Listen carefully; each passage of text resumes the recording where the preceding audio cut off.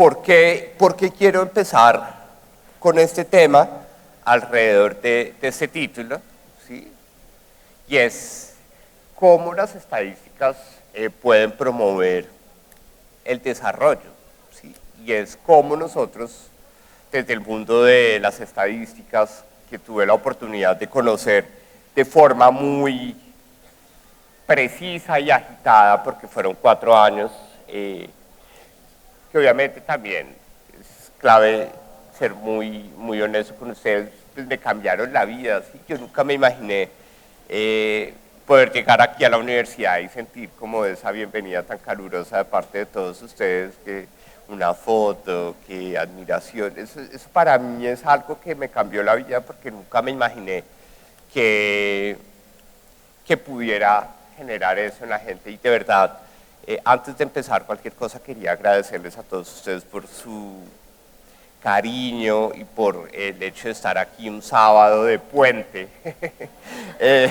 Yo tengo la ventaja que me voy a quedar mañana un ratico conociendo los alrededores, pero ustedes de pronto sacrificaron su paseo de puente para estar acá. Y eso es muy importante porque tal vez lo que nosotros estamos mostrando es que verdaderamente ese aprecio o ese reconocimiento por la tarea que pude hacer junto con un equipo maravilloso de profesionales, que varios contratistas, hombres y mujeres, me han saludado acá el día de hoy, y a quienes les agradezco muchísimo todo su respaldo. Creo yo que algo que es muy importante alrededor de la conversación que quiero tener con ustedes el día de hoy es, poco a poco estamos mostrando que queremos estar informados, ¿sí? Poco a poco queremos entender qué es lo que está pasando en el mundo y en la sociedad. Y ese interés que se manifiesta, lo digo yo de una forma muy humilde, como en esas conversaciones y en esos mensajes tan lindos que ustedes comparten conmigo, de qué bueno que hizo la tarea, qué bueno que el DANE, conozcamos qué es lo que está haciendo el DANE, es algo que verdaderamente puede contribuir a romper paradigmas, a mejorar el desarrollo regional, que entiende es un propósito muy importante que tiene la Universidad de Ibagué. Y alrededor de estos temas, de cómo las estadísticas oficiales ilustran la agenda de desarrollo, yo quería que conversáramos un poco. Vamos a hablar algo de economía, porque no puede ser, es un tema que no sale de este momento de los principales temas de conversación, pero vamos a hablar también de un concepto que está detrás de muchos elementos que resaltaba el señor rector, y es cómo vamos nosotros a mejorar el bienestar de la sociedad, cómo vamos a mejorar el desarrollo y el bienestar de todos los habitantes del departamento del Tolima, en donde, ustedes lo saben mejor que yo, hay unos desafíos muy grandes, ¿sí? Pareciese que el departamento no ha encontrado su nuevo lugar, ¿sí? Un departamento que en una época de la historia fue potencia agrícola del país, que sigue siendo determinante en el cultivo de arroz, pero esa diversidad que nos llamaban a ser una potencia agrícola del país se fue disminuyendo. Después tuvimos otra fase de fortaleza manufacturera, ¿sí? Algunos enclaves agroindustriales, pero algunas actividades manufactureras, confección y algunos elementos de producción de plásticos, alimentos. Pero después no hemos encontrado ese lugar, perdón que de pronto sea odioso con esa reflexión, no hemos encontrado el lugar del departamento del Tolima, y bueno, hay que reconocer que cuando estuve en el DANE, en ese ejercicio de acercamiento territorial de las estadísticas, un poco para saber que el desempleo, se puede hablar de desempleo, se puede hablar de confianza, se puede hablar de pobreza a partir de esas estadísticas, creo yo que hay unas luces muy importantes. Creo que sin que haya tenido la oportunidad de conversar personalmente con con el rector previamente a mi intervención, creo que los temas que se están planteando de ética aplicada, de bioeconomía, son supremamente importantes. Creo yo, a título de esa fama de sapo que tengo, creo yo que hay que pensar, rector, en los temas de envejecimiento, ¿sí? Algo que vamos a ver aquí, el tema de envejecimiento tiene que ser estudiado. La vicerrectora me estaba comentando en los dominios de investigación y de conocimiento, y ese envejecimiento tiene un tema de bioeconomía, tiene un tema de ética, pero también tiene un tema de ciencias sociales muy importante en lo que queremos ver. Y por eso cambia un poco el título, ¿sí? No es tanto la importancia de los datos en la planeación, porque creo que todos ustedes lo conocen por su experiencia profesional, pero lo que quería compartir con ustedes hoy es por qué los datos son importantes para que podamos ser mejores personas. Y la lógica, pensando en que se vaya a la luz de la conversación o del mensaje que quiero compartir con ustedes, es: los datos son importantes para poder ilustrar, como decimos, la agenda del desarrollo, siempre y cuando los datos en sí mismos sean voces de lo que somos como personas, ¿sí? O que sean luces de lo que somos como empresas, bien sea pequeñas, grandes o microempresas, pero también que sean voces de lo que somos como actores del servicio público, como tuve la oportunidad de serlo durante 4 años en la dirección del DANE. Y eso creo yo que está en esa primera reflexión personal que quería compartir con ustedes, está detrás de ese cariño y esa sensación de valoración que ustedes tienen por el trabajo que tuve la oportunidad de hacer en el DANE, y es que verdaderamente hemos logrado en el DANE durante los últimos 12, 13 años demostrar que los datos son voces, ¿sí? Que los datos de desempleo no son tasas, ¿sí? No son porcentajes, sino que son personas con unos perfiles. A veces son hombres, a veces son mujeres, a veces son migrantes, a veces son personas con discapacidad. Que los datos de población campesina a veces no son solo de población rural, sino también que tenemos campesinos que se autoidentifican como tal aquí en Ibagué, por ejemplo, capital del departamento del Tolima, y también que son unos datos que hablan de la riqueza étnica del departamento, ¿sí? Y eso es algo que me parece tiene que ser más valorado en el desarrollo de políticas públicas, en el desarrollo de iniciativas de investigación. Por eso cuando el rector hablaba de la importancia del Centro Regional de Ética Aplicada y los temas de bioeconomía, el tema del café, el tercer acuerdo, pues uno decía, estamos reconociendo la realidad del departamento, y creo yo que esa realidad étnica, sobre todo indígena, que tiene el departamento es fundamental. Es fundamental porque creo yo, a título de reflexión,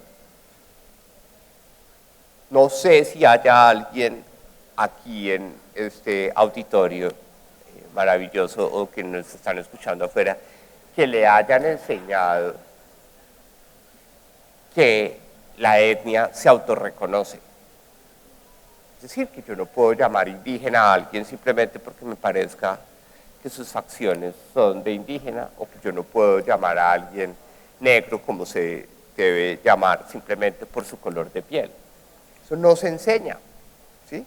Pero curiosamente los pilares de lo que somos como sociedad, la Constitución dice, somos una sociedad pluriétnica y multicultural y diversa, pero a nadie nos enseñó, a ninguno de nosotros nos enseñaron eso, ¿sí? Como tampoco se está enseñando cómo se autorreconoce la orientación sexual o la identidad de género, ¿no? En algún momento el país quiso hacer eso, pero empezamos a ideologizar el tema y a considerarlo pecado, ¿sí? Y ustedes algo supieron de mí por un titular de una entrevista que dice: mi mamá no me perdona que sea gay, ¿sí? Entonces, Mi mamá me dijo, usted es lo peor del mundo porque todo el mundo va a pensar que yo soy una bruja, ¿sí? Que no lo perdono a usted porque sea gay. Pero detrás de esa frase lo que hay una manifestación es que nosotros no podemos seguir esperando reconocer la diversidad si tampoco sabemos cómo quien tiene que ejecutar ese reconocimiento lo ejerce, ¿sí? Entonces, nosotros tenemos que ser respetuosos en este caso. Yo le dije, por eso me perdonó. Fue duro, pero me perdonó. Le dije, por eso tenemos que entender que no podemos esperar que todas las mamás salgan a decir, uy, qué emoción, mi hijo es gay. No, ¿sí? Porque tenemos que también entender que las mamás fueron formadas con unos preceptos de educación, con unos matices en donde uno ya estaba naciendo y la mamá ya estaba escogiendo la iglesia donde quería que uno se casara, ¿sí? Y ya estaba decidiendo cuántos nietos o nietas iba a cuidar ella mientras uno era un excelente profesional, ¿sí? Y negar eso, pues es negar lo que nosotros hemos sido como sociedad y cómo hemos evolucionado. Entonces, detrás de todo ese trasfondo, lo que quiero compartir con ustedes el día de hoy es por qué es importante que en el país tengamos más datos o más estadísticas.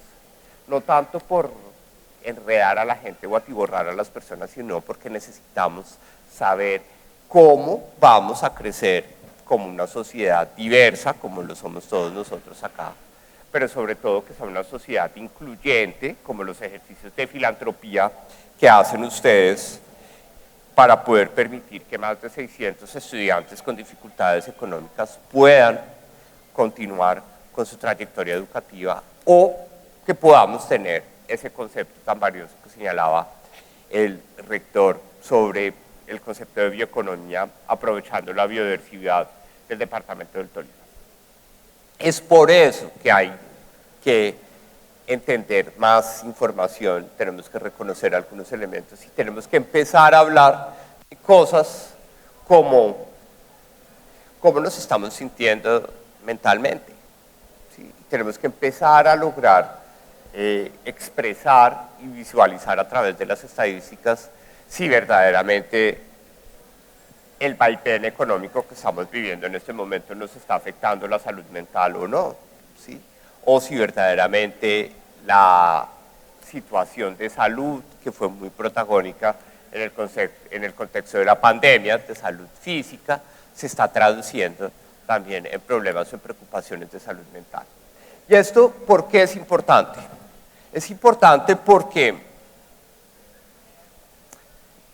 eso fue una cosa que empezó a preocuparme mucho desde lo personal con el inicio de este nuevo gobierno que estamos viendo, ¿sí? En donde, recuerden, pasadas las elecciones, lo mejor que nos puede pasar es que todos queramos que al presidente y a su gobierno les vayan muy bien, ¿sí?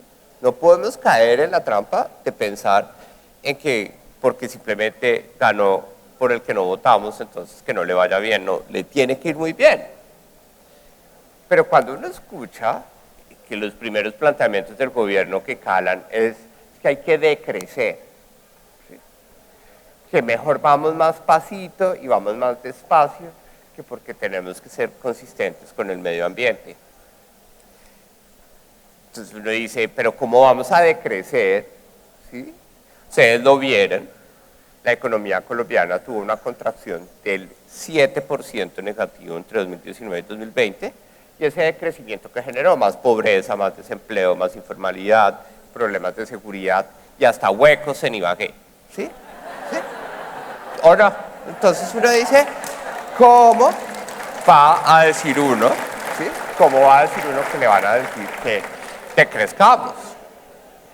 Entonces en ese decrecimiento y en ese precepto, parte como de los elementos que yo quiero, más allá de, esto no es un discurso ideológico ni político, sino lo que quiero es que vayamos a las evidencias.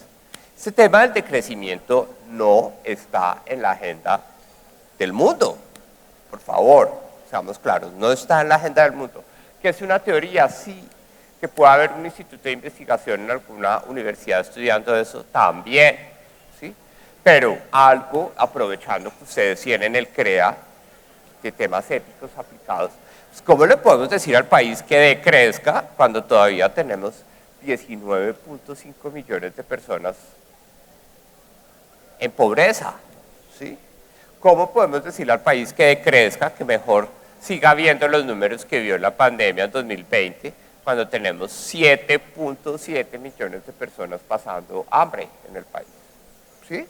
Entonces, este elemento es supremamente importante y motiva esta reflexión que preparé para ustedes el día de hoy, porque aquí hay que crecer, ¿sí? Lo que no podemos es que el crecimiento sea un fin, un poco como lo planteaba el rector en su discurso. El crecimiento es un medio, ¿sí?, para poder ir más allá y ser sostenibles con el ambiente, resolver los temas de pobreza, ser incluyentes con los indígenas del departamento del Tolima y poder pensar en cómo pues, desaparecen los huecos de Ibagué, ¿sí?, o cómo podemos tener más empleo formal en la ciudad, ¿sí?, o cómo vamos a mejorar las condiciones en materia de prestación de servicios tecnológicos en la ciudad. Y eso sí es en lo que estamos. ¿Sí? Recuerden que Colombia forma parte, y seguramente en sus carreras, eso sí, estoy seguro que le enseñan los objetivos de desarrollo sostenible, los objetivos del milenio, que eran como los papás de estos objetivos de desarrollo sostenible, son un consenso global de 193 países que formamos parte del sistema de Naciones Unidas, en donde, miren, poco lo que estamos escuchando en este gobierno no es nada distinto a lo que ustedes ven, ojalá las personas de atrás lo logren ver, y es cómo vamos a pensar la economía y el país teniendo una consistencia económica, una consistencia social, una consistencia ambiental. Entonces el presidente le gusta decir potencia mundial de vida. Entonces, ¿dónde la ven ustedes? En el tema ambiental, de los ejes de desarrollo, ¿sí? Y lo ven en la consistencia con el tema del planeta, ¿sí? Entonces, este es un elemento fundamental. Los datos, la evidencia, las estadísticas son las que han permitido consolidar ese consenso global sobre el desarrollo sostenible, y lo que estamos viendo acá no es nada distinto a lo que hablamos internacionalmente de desarrollo sostenible. Un tema es que no podemos hablar del planeta y de ser potencia mundial de vida, ¿sí?, un poco como se lo mencionaba al hijo de Amparo Celis, que tuvo la deferencia de recogerme en el hotel.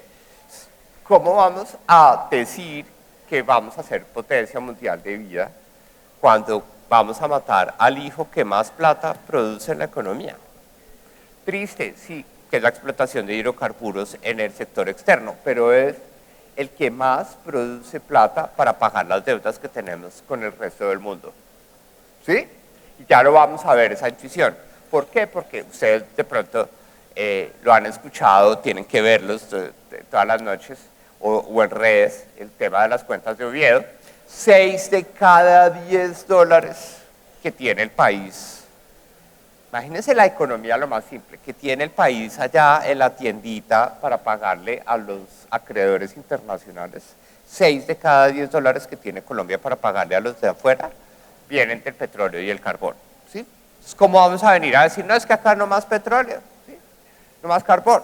Es como cuando uno le presta plata a los amigos, ¿sí?, es un tema, a veces se pone difícil, ¿sí?, y uno empieza a ver que el amigo, no, es que yo mejor, ¿sí?, pensemos un ejercicio, que uno le presta una gran cantidad de plata para un emprendimiento, y de un momento para otro el amigo dice, no, ¿sabe qué? Yo mejor me voy a Florencia a estudiar Italia, a estudiar italiano y a estudiar historia del arte. Y uno dice, pero ¿cómo así? Que usted de un día para otro va a cambiar el tema, ¿usted cómo me va a pagar? ¿Sí? ¿Con qué plata me va a pagar si se va a ir a estudiar historia del arte a Florencia?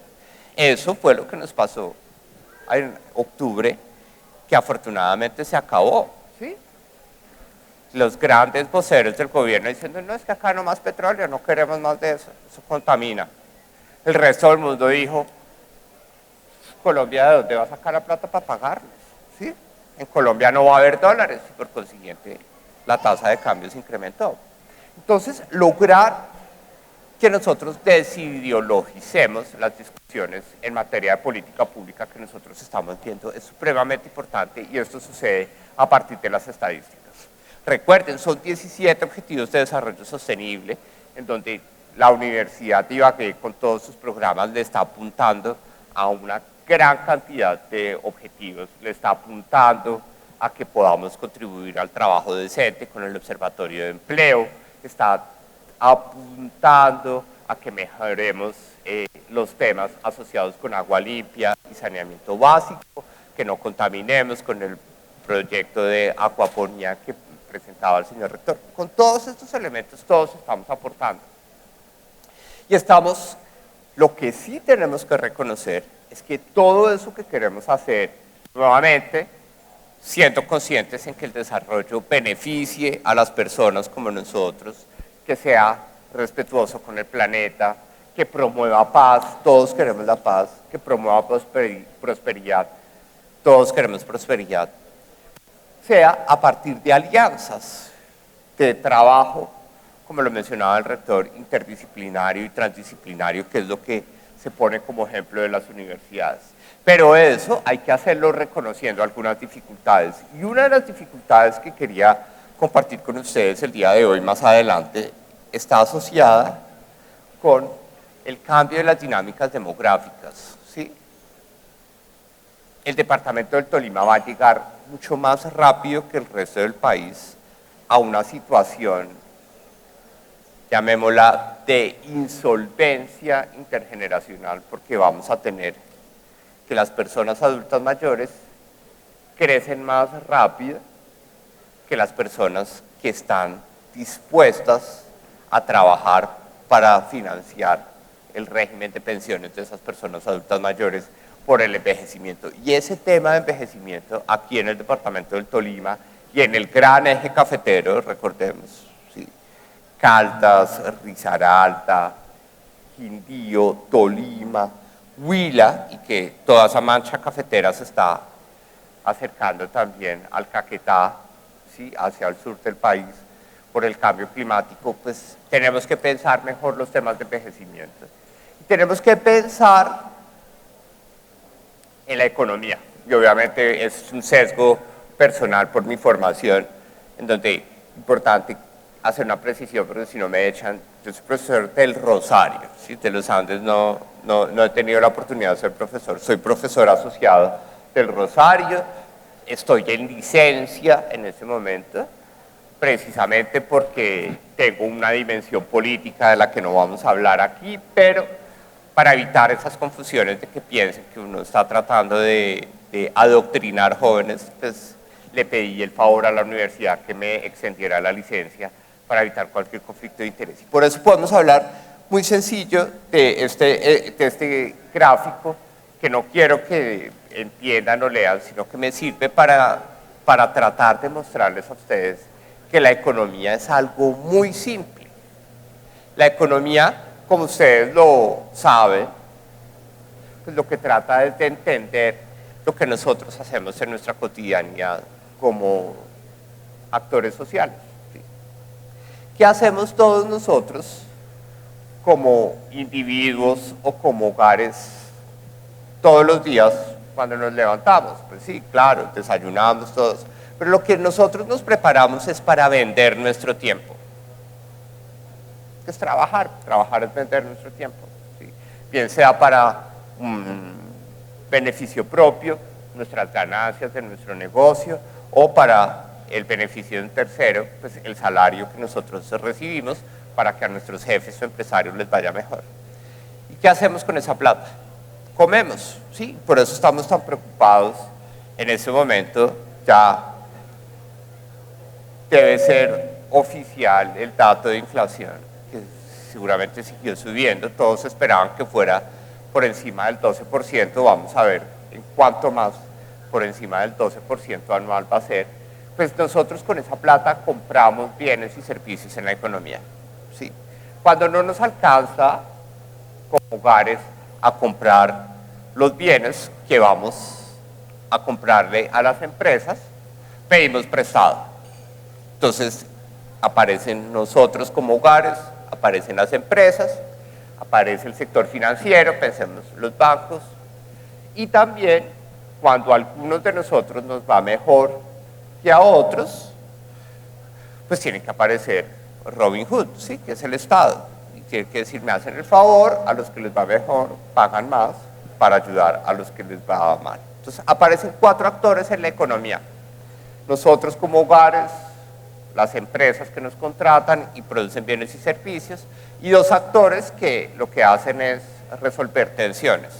Si tenemos plata de sobra, pues la llevamos al banco. Si nos hace falta, pedimos prestado, que es el sector financiero, y cuando a unos nos va mejor, como todos nosotros que somos una minoría dentro del país, nos va mejor que al resto del país, pues entonces tiene que aparecer el Estado, que fue muy visible con la reforma tributaria, con unos elementos cuestionables sobre la forma como está obteniendo esos recursos para balancear las cargas. Entonces, miren, Colombia son 4 personas, 51.6 millones de personas que habitan en Colombia. En economía son 4 tipos de personas: hogares, empresas, bancos y gobierno.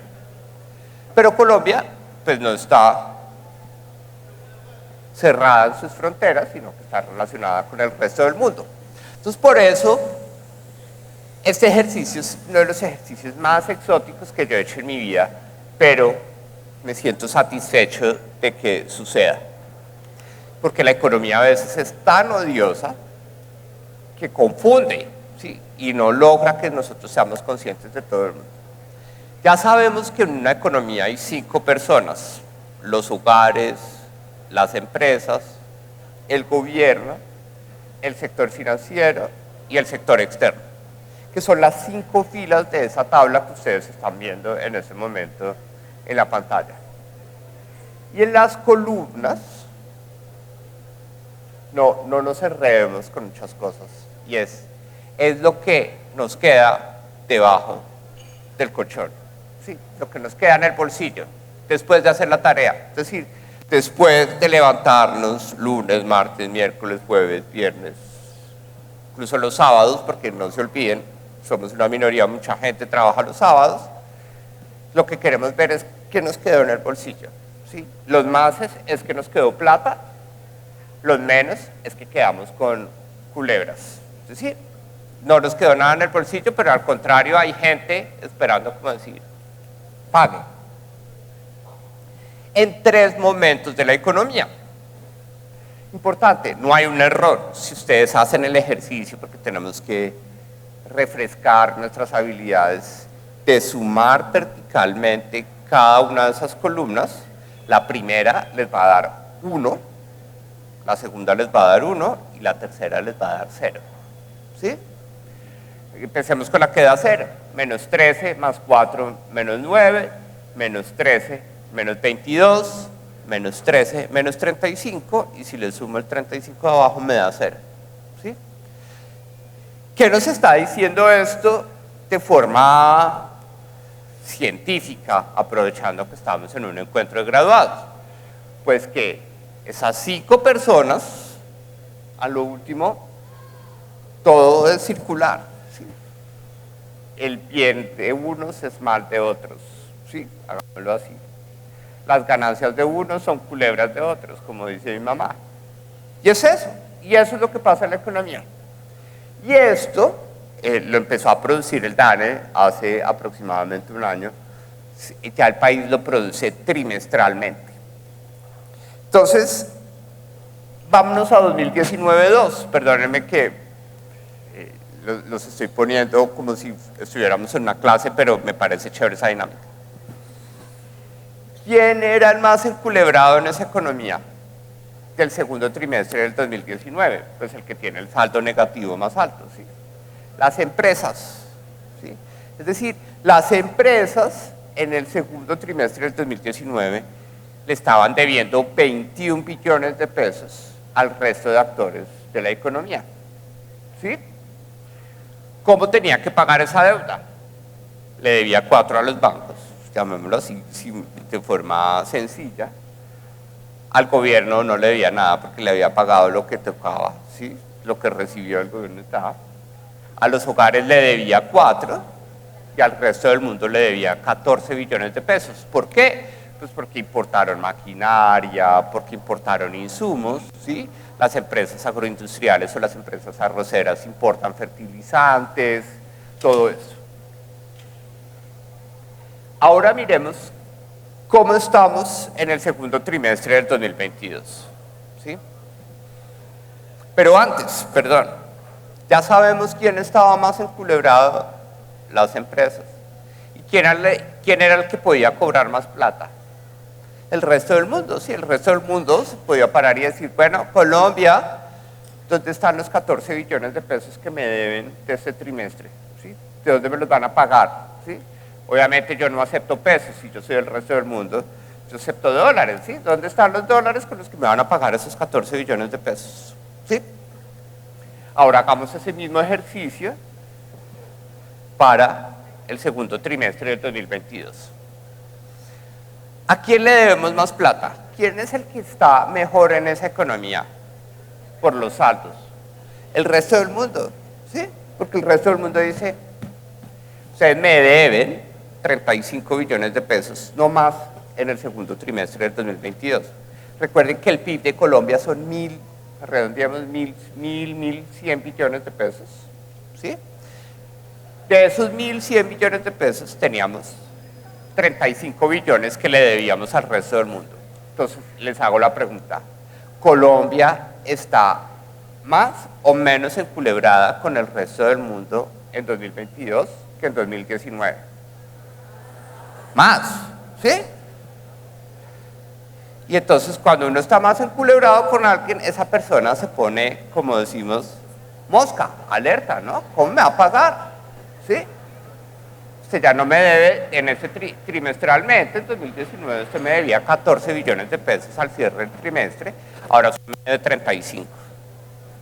Entonces tenemos este primer resultado que viene de las estadísticas de las cuentas nacionales trimestrales por sectores institucionales.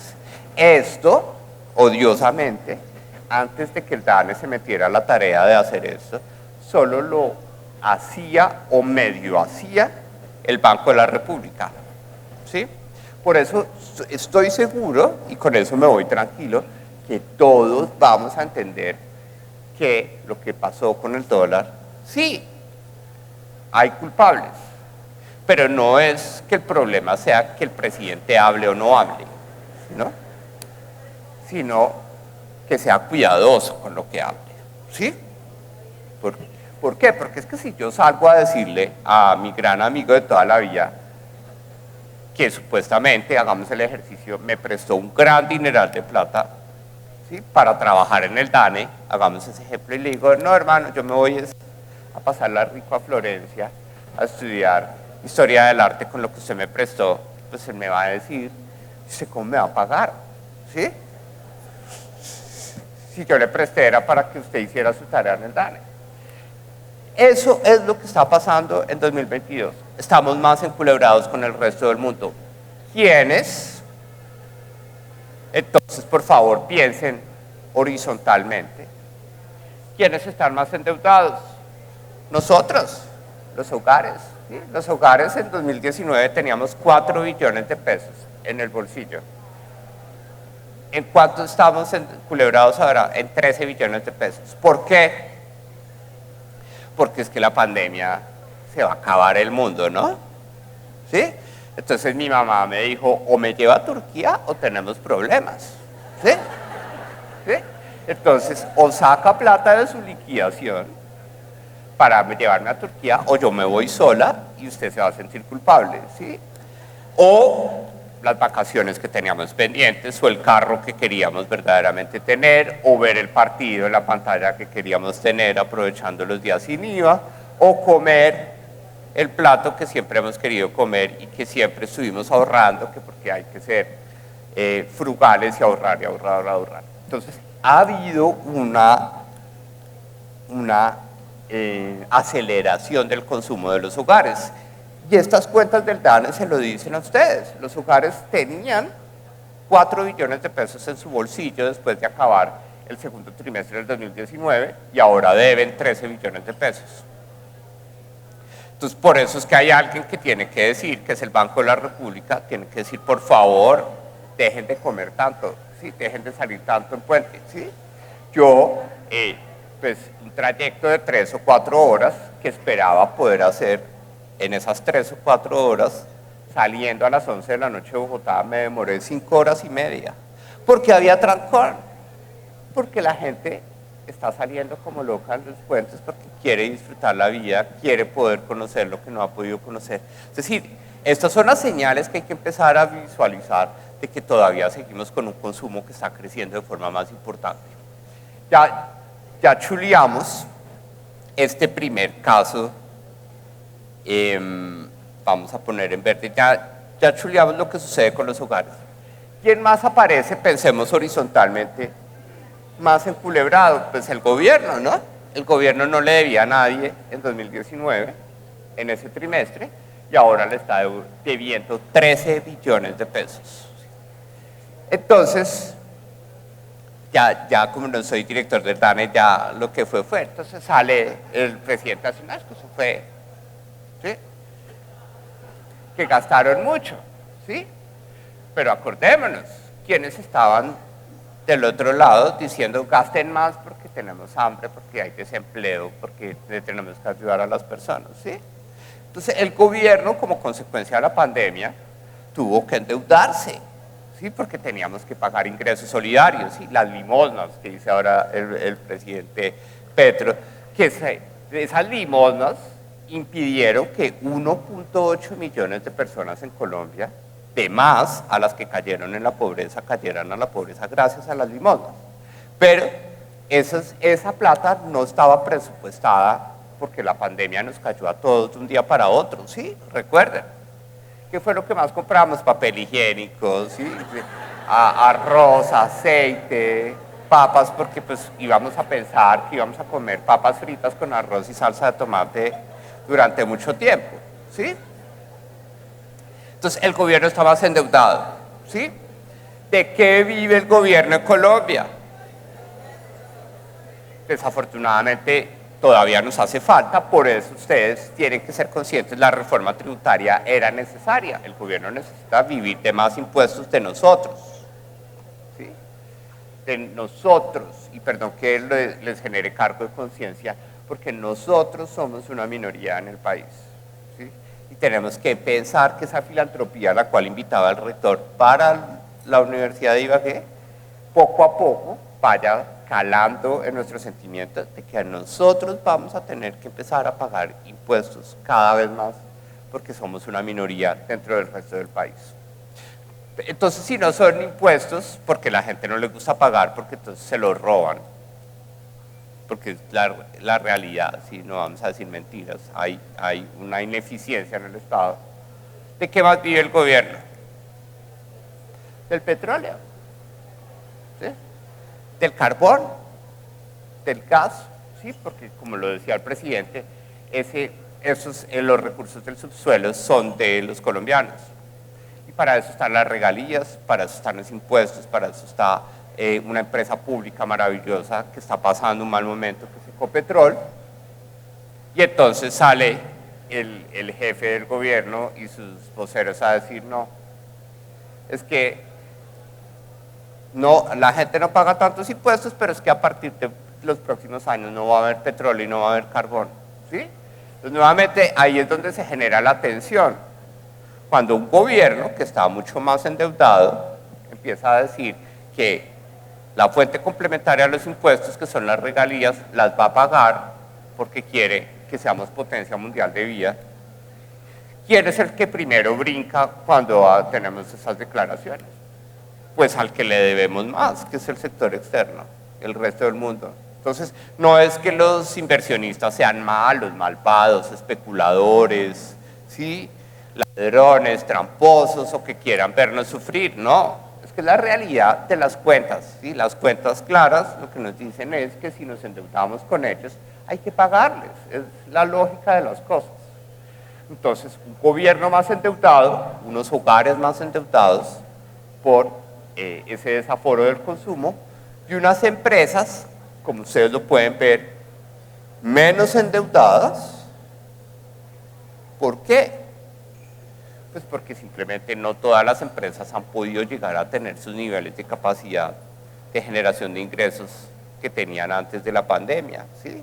Seguramente muchas empresas grandes sí, pero las pequeñas no, como lo vamos a ver en este compendio o en este material que yo les preparé a ustedes, no solo para que lo conversemos acá, sino que a partir de esa lógica, que espero sea muy sencilla, ustedes puedan entender cómo los datos nos dicen cosas muy valiosas. Entonces, conclusión, hablar de decrecer en 2019 no era tan grave como hablar de decrecer en 2022, ¿sí?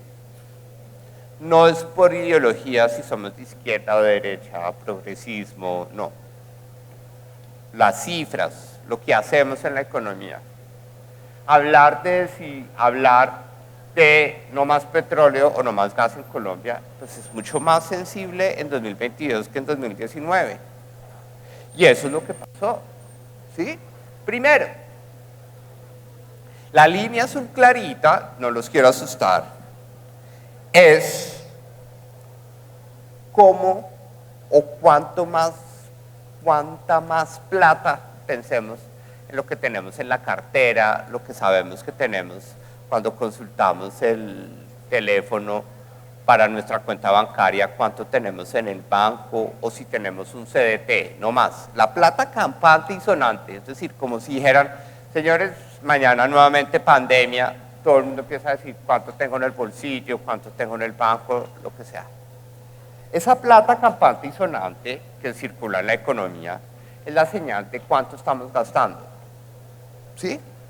Como consumidores, porque para poder comprar la lechona, para poder comprar los tamales, para poder comprar la ropa, necesitamos pagar en efectivo.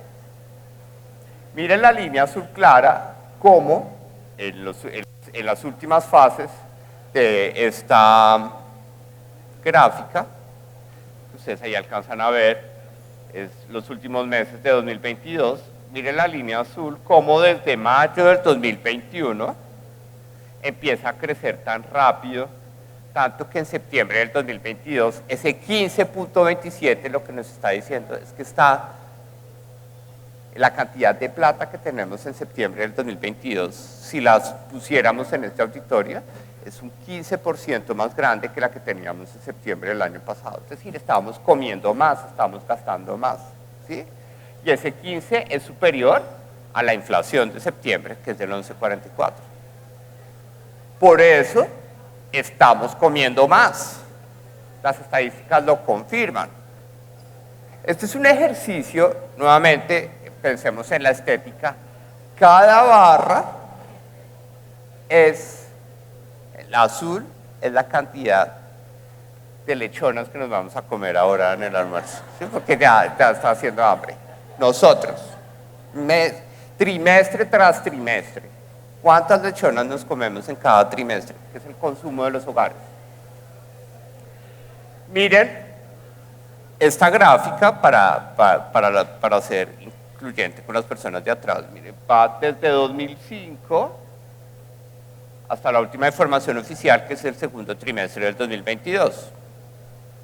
Claro, nosotros hemos comido siempre lechona, entonces trimestre tras trimestre comemos un poquito más de lechona porque somos más personas, no es que nos estemos engordando, sino que somos más personas. Entonces el crecimiento, la línea azul, que son las barras del consumo de los hogares, tiene una tendencia lineal muy marcada, como ustedes la pueden ver, ¿sí? La voy a resaltar con pluma. Perdón, que yo por eso no estudié arquitectura. Pero miren, ahora hay una cosa rara y es que donde yo quería ver la tendencia de la línea azul, hay algo raro que tenemos que entender. Y es, ¿qué pasa con esa caída de las barras azules en el segundo trimestre del 2020? Pues que nos encerraron. ¿Sí? Miren, solo una semana de encierro del primer trimestre del 2020 y todas las semanas que estuvimos encerradas, porque prácticamente abril, mayo y junio no pasó nada en Colombia. Miren la caída de la cantidad de lechonas que dejamos de comer. Esa cantidad de lechonas que dejamos de comer no es que nosotros hayamos dejado de comer. Unas pocas personas cayeron a pobreza, ¿sí? y no pudieron tener plata para comprar lechona. Pero después de esa caída, miren qué está pasando en el último trimestre de 2022, en la última barra. Esa sombra azul por encima de la línea roja, lo que nos muestra es que efectivamente estamos comiendo más de lo que deberíamos estar, ¿sí? Comiendo. Entonces ya no es la gente, ya es que ahí sí nos estamos pasando de kilos por tanta lechona que estamos comiendo, porque creemos que se va a acabar el mundo, por consiguiente hay que comerla con todo, con el cuero, con todo, ¿sí? Bien rico, ¿sí? Eso es lo que nos está diciendo el Banco de la República. No, hermanos, se van a engordar, problema de salud pública, ¿sí? Pero es un problema en la economía, ustedes están comiendo más lechona de la que necesitan, ¿sí? ¿Qué hace el Banco de la República? Bueno, voy a encarecer el dinero, subo las tasas de interés. ¿Y qué hace el gobierno? Venga para acá, ¿sí? Ya que está tan garoso como le dicen, venga para acá, pague más impuestos, ¿sí? Y mejor esa lechona que usted está comiendo, yo la redistribuyo en toda la economía. Simplemente un cálculo para no aburrirlos tanto y que se den cuenta de lo valioso que son los datos. Volvamos a hacer el ejercicio para las personas que están atrás y no nos ven. Entre cada línea gris, hagamos la cuenta, hay 20, ¿sí? 20.000, de 140.000 a 160.000. Como la escala de esa gráfica está en miles de millones de pesos, cada distancia de la línea gris son 20 miles de millones de pesos, es decir, son 20 billones de pesos. ¿Ustedes han escuchado ese número? 20 billones de pesos. El recaudo de la reforma tributaria, ¿sí? Entonces hagamos el ejercicio mental y díganme, yo obviamente no soy arquitecto y ni pintor, pero si ustedes ven, la línea gris por allá atrás está abajito de la flecha amarilla. Y la siguiente está por debajo de la última barra azul que ustedes ven acá. Son los 20 billones de pesos, ¿sí? Es decir, la economía está consumiendo en promedio 20 billones de pesos. Nosotros como hogares estamos consumiendo 20 billones de pesos más de los que deberíamos estar comiendo. Nos estamos engordando, ¿sí? Coloquialmente. Entonces, ¿quiénes llegan a decir, dejen de comer tanto? El Banco de la República con una mayor tasa de interés y el gobierno diciendo, me hace el favor y deje de comer tanta lechona, porque ahora lo que yo quiero es que sea en el gobierno del cambio la barra verde más grande, ¿sí? Porque yo necesito solucionar otros problemas que de pronto no le interesaban a la sociedad antes, ¿sí? Como el acceso a agua, el acceso a infraestructura, a vivienda, y solucionar los problemas de hambre, porque son solo unos los que se están engordando con ese crecimiento del consumo. Y ahí están las respuestas. El Banco de la República, ¿qué hace? Nos sube la tasa de interés, de intervención. Miren cómo ese 11% que tuvimos a partir del viernes 28 de octubre nos lleva a 2001, porque el banco está diciendo no coman tanto. El crecimiento semestral más importante de toda la historia monetaria del país. Es decir, lo que hemos visto de ajuste de tasas de interés ha sido lo más rápido en una ventana de 6 meses que se ha hecho en toda la historia del Banco de la República. ¿Por qué? Pues porque Si se engorda la economía, pues rápidamente vamos a tener problemas de obesidad, enfermedades cardíacas, ¿sí? Vamos a tener rezagos. Lo mismo que pasa en teoría económica. Una economía recalentada alimenta más inflación y eso puede generar algunos costos muy importantes para la sociedad. Donde ya para ir cerrando, porque sé que me estoy pasando de tiempo, es una presentación de verdad, quiero que sepan que la hice con todo el compromiso de reconocer este valor de informarlos mejor en su condición de graduados de la universidad. Quiero cerrar con esto. Esto es cómo nos ve el resto del mundo a Colombia, que es la línea negra, a la hora de qué tan buenos somos pagando culebras. ¿Sí? Cuando ustedes saben, por eso existe el reporte de data credit y todo eso, porque cuando uno es buen pagador de deudas, a uno le prestan, y le prestan barato, no tan caro. ¿Sí? Cuando uno se retrasa en la factura de Claro o en algo así, entonces, si dejo de pagar el internet es porque de pronto algún día no nos va a pagar y por consiguiente las tasas de interés son más altas. A todos los países emergentes que ustedes ven ahí, a Chile, Perú, Brasil, México y Colombia, además de la tasa con la que le prestarían a los gringos, es decir, a Estados Unidos, nos cobran una tasa más cara, ¿sí? Porque somos pequeños, porque tenemos problemas sociales, porque tenemos desempleo, porque tenemos una cantidad de temas. Esa línea lo que mide es en el tiempo qué tanto más caro es la deuda para estos países si quisieran pedir prestado al resto del mundo. Colombia es la línea negra. Colombia, en esa línea negra, como ustedes lo pueden ver, formaba parte de un club de países, un poco más costoso, pero porque la línea es más alta, un club de países similares a la verde, que es México, a la gris, que es Perú, y a la anaranjada, que es Chile. Es decir, Colombia, podemos hacer la afirmación a partir de esa línea, de esa gráfica, como la línea negra está pegada a Chile, Perú y México, Colombia se comporta como Chile, Perú y México, y Colombia se comporta mejor que en ese caso la línea amarilla, que es Brasil. ¿Sí? Entonces, Brasil era la persona o el país al que le costaba más caro endeudarse en esa época. Miren cómo la línea negra de Colombia se salió del club de amigos, cambió de amigos, ¿no? Entre comillas. Colombia dijo, no, yo ya no me parezco a Perú, Chile y a México, así es como nos ven los extranjeros, sino que ahora Colombia se parece más a Brasil. ¿Sí? E incluso, ustedes ya saben todo lo que ha pasado en Brasil, y incluso está peor que Brasil, es decir, a Colombia hay que cobrarle más caro si quiere pedir prestado. ¿Y eso cuándo sucedió? ¿Cuándo se distorsió esa línea negra? El 5 de octubre de 2022. ¿Sí? Cuando el presidente salió a decir, no me vengan a decir que van a subir la tasa de interés. ¿Sí? Eso es culpa de los gringos, porque no lo dijo así, pero todos lo entendimos así, es culpa de los gringos. ¿Sí?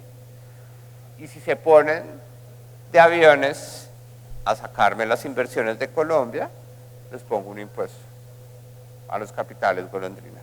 ¿Sí? Como lo que le enseñan a uno en el libro de Moneda y Banca para los que estudiamos economía, que uno nunca debe decir. ¿Sí? Pero lo dijo, y en Twitter, lo dijo justo cuando el DANE publicó el dato de inflación. Entonces, este tipo de escenarios, para que nosotros podamos cerrar esta reflexión que yo quería hacerles, lo que nos muestran es que verdaderamente el país necesita entender que lo que nos está pasando no es un tema ideológico, es un tema real. Y ese tema real se evidencia a partir de lo que vemos en las cifras. ¿Sí? Se evidencia a partir de lo que podemos nosotros, este ejercicio que para mí, espero que yo lo hago con todo el aprecio, espero que podamos haber entendido todos la diferencia entre 2019 y 2022. Lo que llevan es a la importancia de tener estadísticas, pero estadísticas que no solo nos hablen de esto, y con esto concluyo, también que nos hablen, como lo van a ver ustedes, de salud. ¿Sí? Porque salieron a decir, el presidente salió a decir, es que es el peor sistema de salud del mundo. ¿Sí? Tratemos de ver si las cifras nos dicen que es el peor sistema de salud del mundo. Para eso vamos a hacer el último ejercicio, y es, nos vamos a concentrar en estas barras, y nos vamos a concentrar en el año 2021. Acá está 2021. ¿Y qué nos dicen esas barras? Nos dicen que en 2021, línea azul oscura, color, personas que manifestaron estar afiliadas a salud. 93 es un porcentaje. ¿Qué traduce eso? Que si somos Colombia, con las personas que están afuera, 9 de cada 10 personas están afiliadas al régimen de salud. Eso no, esa cifra no existía en la década de los 90. Que sí, que es que se me demora, que la cita, pero la gente que está en el régimen de salud no paga medicamentos. El gasto de bolsillo en Colombia es de los más bajos que nosotros tenemos en el país. ¿Sí? ¿Cómo están esas 9 personas? Ahí es donde está el desafío. 93, ¿sí? Es la aproximación de la suma entre 46.5 y 53.2. ¿Sí? Es lo que nosotros estamos viendo de esa forma. Que estas prevalencias son individuales, por consiguiente no suman ese 93%, porque el 93% puede tener un elemento ambivalente. De esas 93 personas, ¿sí? Cuando nosotros decimos esas 93 personas son el 100%, si nosotros somos esas 93 de cada 100 personas que estamos afiliadas, ese indicador lo que nos dice es que hay 47 de las 93, ¿sí? Afiliadas al régimen contributivo, es decir, pagando de su sueldo o de su contrato de prestación de servicios la salud, pero hay una mayoría de sobre 100, de 53 que están efectivamente pagando a partir de subsidios del Estado. Es decir, la mayoría de personas afiliadas a salud están en el régimen subsidiado, no en el régimen contributivo. ¿Eso es problema del sistema de salud? No. ¿De quién es la culpa? De la economía. ¿Y quiénes administran la economía? Los gobiernos nacional y locales. ¿Y cuál es ese problema? La informalidad de Ibagué, por ejemplo. ¿Sí? Si tenemos más personas trabajando en la informalidad, esa informalidad lo que implica es que esas personas no contribuyen al régimen de salud ni de pensión. Tiene que haber un Estado manifestado a través de una institucionalidad que son las EPS, que está garantizando que eso suceda. Y eso sucede, ya para cerrar, incluso en el campo. El campo en la estadística tiene una denominación odiosa que son los centros poblados y rural disperso. Pero esa es la zona rural del país. Concentrémonos en las barras de 2021. ¿Cuántas personas rurales, línea azul oscura, dicen que están reportadas a salud como porcentaje, 94%? Incluso más que todo el país. Es decir, 9 de cada 10 personas en la zona rural están afiliadas a salud. ¿Qué pasa en el campo? Que el campo es más informal. ¿Sí? Por consiguiente, la participación del régimen contributivo solo es del 16%, mientras que el subsidiado es solo 84%. Entonces, cuando uno ve esta estadística no más, uno dice, ¿por qué le dicen a uno que es el peor sistema de salud del mundo? Cuando uno de los atributos más importantes de un sistema de salud es su cobertura. Que sí, que la cobertura es subsidiada. ¿Culpa del sistema de salud? No. Culpa de la economía y por consiguiente responsabilidad de los gobernantes locales que nosotros tenemos. Entonces, lograr que nosotros, primero, para concluir, que fue mi objetivo en esto, entendiéramos qué es lo que dicen esas estadísticas, ¿sí? Y por eso es que todavía hay gente en Monpós, hay gente que no, hay gente que me decía, ay, se acabó su programa de televisión, qué pesar. ¿Sí? Porque la gente pensaba que yo era un programa de televisión, ¿sí? Claro, pero y el afán de eso no era mojar prensa, el afán era que pudiéramos entender, ¿sí? Pero la gente decía, ay, sí, es que usted salía y le cantaba la tabla a Juan Diego Arvira, ¿sí? Y usted lo corregía y nosotros entendíamos que había un problema en la ciudad o que había un problema en el país o que las cosas habían mejorado. Eso es supremamente importante porque si nosotros logramos, como lo somos, a partir de este ejercicio y a través de esa importante formación profesional y ética que recibieron aquí en la Universidad de Ibagué, entender que lo que nos pasa hoy en Colombia no es un tema de ideologías, sino de realidades, seguramente vamos a poder tener un consenso de cómo vamos a cambiar nuestro país. Y no vamos a ser víctimas de la polarización, sino que vamos a decir, pongamos las cuentas claras, definamos qué es lo que está pasando y contribuyamos a que seamos una mejor sociedad. De verdad, muchísimas gracias por haberme escuchado.